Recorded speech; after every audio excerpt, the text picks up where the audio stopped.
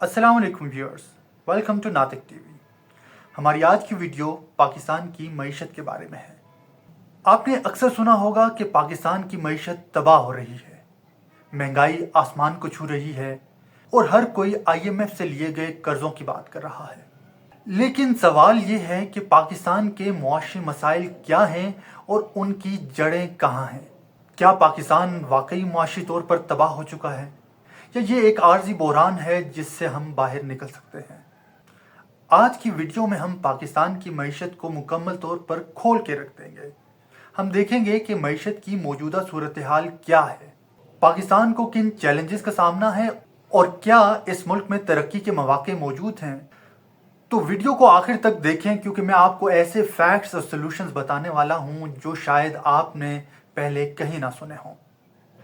इससे पहले कि हम आगे बढ़ें, चैनल को सब्सक्राइब कर लीजिए और बेल आइकन भी प्रेस कर लें ताकि आपको नई वीडियोस का नोटिफिकेशन आता रहे। सबसे पहले हमें ये समझने की ज़रूरत है कि पाकिस्तान की मईशत आज कहाँ खड़ी है। पाकिस्तान का GDP 375 अरब डॉलर है। इस बात का मतलब ये है कि साल 2024 में पाकिस्तान में जो अशिया और खिदमात प्रोड्यूस की गई उनकी मालियत 375 अरब डॉलर है। इस हिसाब से देखा जाए तो पाकिस्तान दुनिया की 42वीं बड़ी मईशत है। IMF के डेटा के मुताबिक पाकिस्तान की पर कैपिटा इनकम, जिसको फीकस आमदनी कहते हैं, वो 1587 US डॉलर्स है। इस फीकस आमदनी के साथ पाकिस्तान एक lower middle income country consider किया जाता है। तकाबली जायजे के लिए भारत का पर कैपिटा इनकम देखिए जो 2940 USD है। इसी तरह बांग्लादेश की पर कैपिटा इनकम भी पाकिस्तान से बहुत ज़्यादा यानी 2770 USD है। ये आदाद शुमार पाकिस्तानियों के लोअर स्टैंडर्ड ऑफ लिविंग की तरफ इशारा करते हैं। गुज़श्ता माली साल में पाकिस्तान की GDP ग्रोथ 2.4% रही। एक तेज़ी से बढ़ती हुई आबादी के लिए ये GDP ग्रोथ किसी तरह भी तसल्ली बख्श नहीं है। भारत की GDP ग्रोथ की बात की जाए तो माली साल 2024 में भारत की GDP ग्रोथ 8.2% रही। एशियन डेवलपमेंट बैंक के मुताबिक अगले साल यानी माली साल 2025 में भी पाकिस्तान की GDP ग्रोथ सिर्फ 2.8% रहेगी। अगर महंगाई की बात की जाए तो माली साल 2024 में पाकिस्तान में महंगाई की शरह 23% रही। इसका मतलब यह है कि पिछले साल जिस शय की कीमत 100 रुपये थी अब वो 123 रुपये की है। मई 2023 में इन्फ्लेशन 40% तक पहुंच गई थी। अगरचे इन्फ्लेशन में इस साल कमी देखने में आई है मगर ये अब भी सेटिस्फैक्ट्री लेवल से बहुत दूर है। अगर अनएम्प्लॉयमेंट की बात की जाए तो IMF की एक हालिया रिपोर्ट के मुताबिक पाकिस्तान में 56 लाख अफराद ऐसे हैं जो रोज़गार की तलाश में हैं मगर उन्हें रोज़गार दस्तयाब नहीं है। परेशान कुन बात यह है कि इस तादाद में मुसलसल इजाफा हो रहा है। गुर्बत के आदाद शुमार की बात की जाए तो पाकिस्तान में 1/4 से ज़्यादा लोग कौमी खते गुर्बत से नीचे ज़िंदगी गुजार रहे हैं। वर्ल्ड बैंक की एक रिसेंटली पब्लिश रिपोर्ट में ये बात सामने आई है कि साल 2024 में 1,30,00,000 पाकिस्तानी इस खते गुर्बत से नीचे चले गए। गुर्बत, बेरोजगारी, महंगाई और कमज़ोर शरह-ए-नमू, ये सब तो मसाइल हैं। अब हमें ये देखना है कि इन मसाइल की जड़ें कहाँ हैं, असल चैलेंजेस क्या हैं जो पाकिस्तान की मईशत को तबाह कर रहे हैं। पाकिस्तान के बैरूनी कर्जे 130 अरब डॉलर से तजावुज कर चुके हैं। एक रिपोर्ट के मुताबिक पाकिस्तान अपने रेवेन्यूज का 50% से ज्यादा कर्जों के ऊपर सूद की अदायगी में पे कर देता है। यहाँ IMF के रोल को समझना भी इंतहाई जरूरी है। पाकिस्तान में सियासतदान, खा वो किसी भी पॉलिटिकल पार्टी से ताल्लुक रखते हों, अक्सर कशकोल तोड़ने और IMF से कौम को छुटकारा दिलाने के दावे करते रहते हैं। ना अमेरिका ना IMF किससे भिखारियों की तरह कर्जे नहीं लेने, एड नहीं लेनी। इमरान खान मर जाएगा लेकिन कभी भीख नहीं मांगेगा। मुझे पूरा यकीन है कि अल्लाह ताला के फजल करम से ये IMF का आखिरी प्रोग्राम होगा। मगर ये दावे कभी सच साबित नहीं होते। आखिर क्यों? पाकिस्तान को IMF से इसलिए रुजू करना पड़ता है क्योंकि हमारे पास डॉलर्स जो इंटरनेशनल ट्रेड की करेंसी है कम पड़ जाते हैं।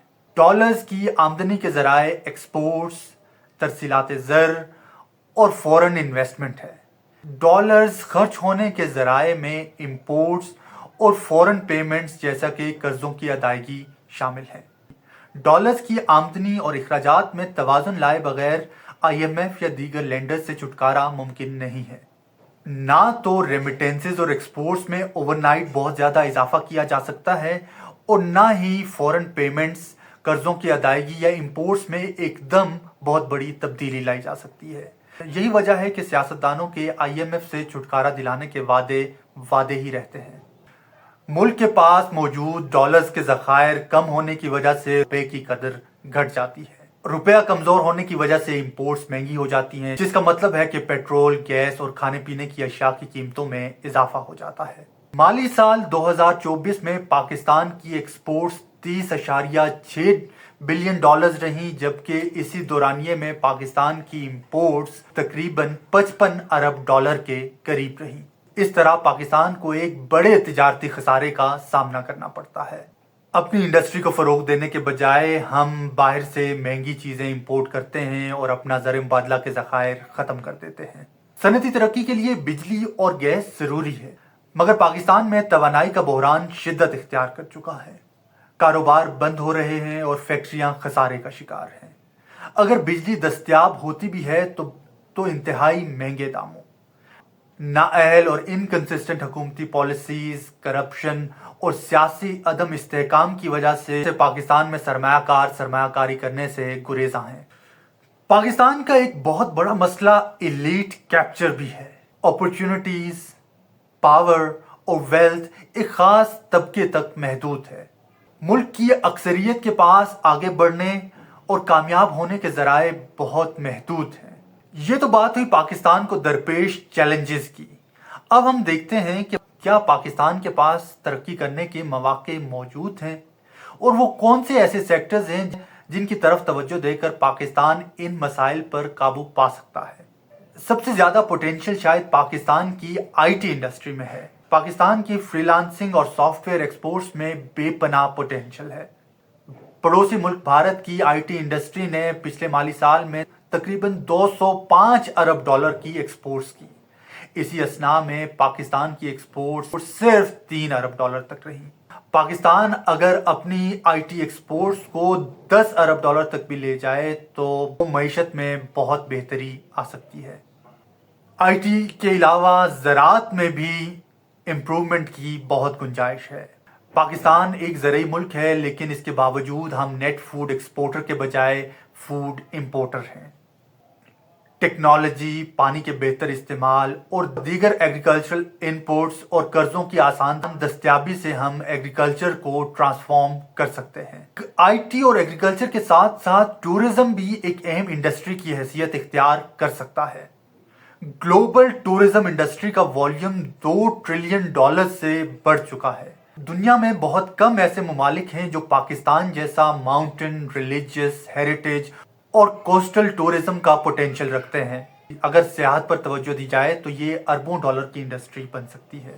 اس کے علاوہ پاکستان کی 60% آبادی نوجوانوں پر مشتمل ہے۔ اگر ان کو ایک ایسٹ ٹریٹ کرتے ہوئے مواقع فراہم کیے جائیں تو پاکستان اکنامک کرائسس سے نکل سکتا ہے۔ تو سوال یہ ہے کہ پاکستان اپنی معیشت کو کیسے بہتر کر سکتا ہے؟ اگرچہ ترقی کرنے کا کوئی ایک فارمولا تجویز نہیں کیا جا سکتا، مگر ڈیولپمنٹ اکانومسٹ چند ایسی باتیں بتاتے ہیں جن پر عمل کر کے پاکستان ترقی کی راہ پر گامزن ہو سکتا ہے۔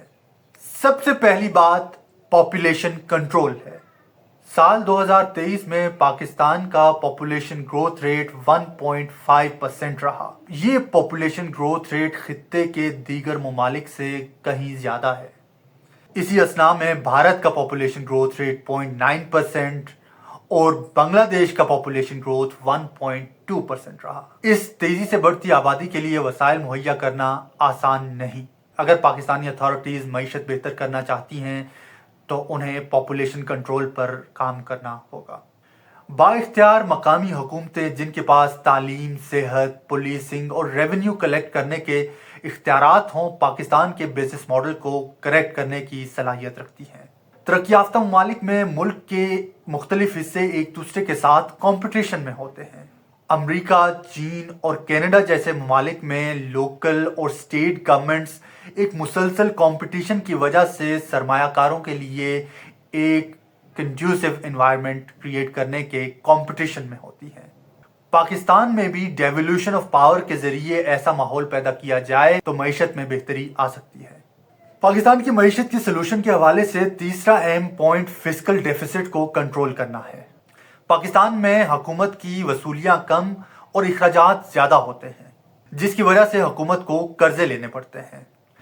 قرضوں کی ادائیگی میں حکومتی محصولات کا ایک بڑا حصہ خرچ ہو جاتا ہے۔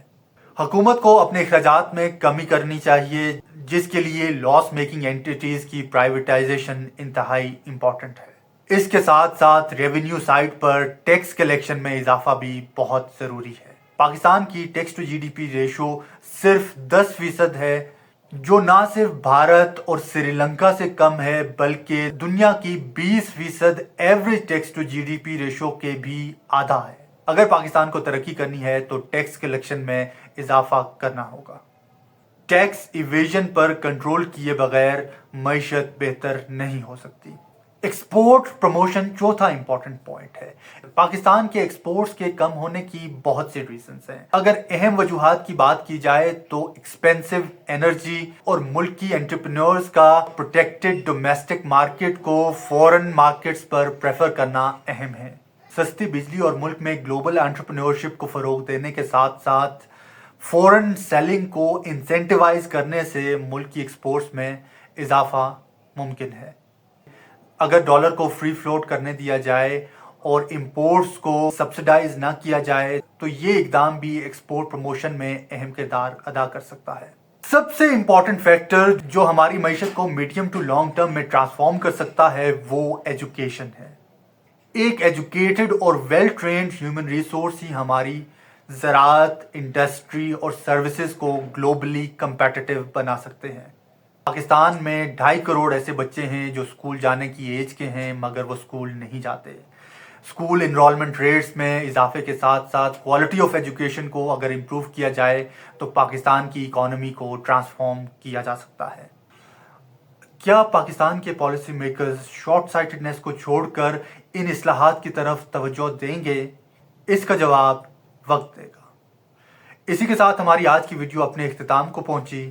امید ہے آپ کو ویڈیو پسند آئی ہوگی۔ ویڈیو کو شیئر اور چینل کو سبسکرائب کرنا ہرگز نہ بھولیے۔ کمنٹس میں اپنی تجاویز ضرور دیجیے۔ بہت شکریہ۔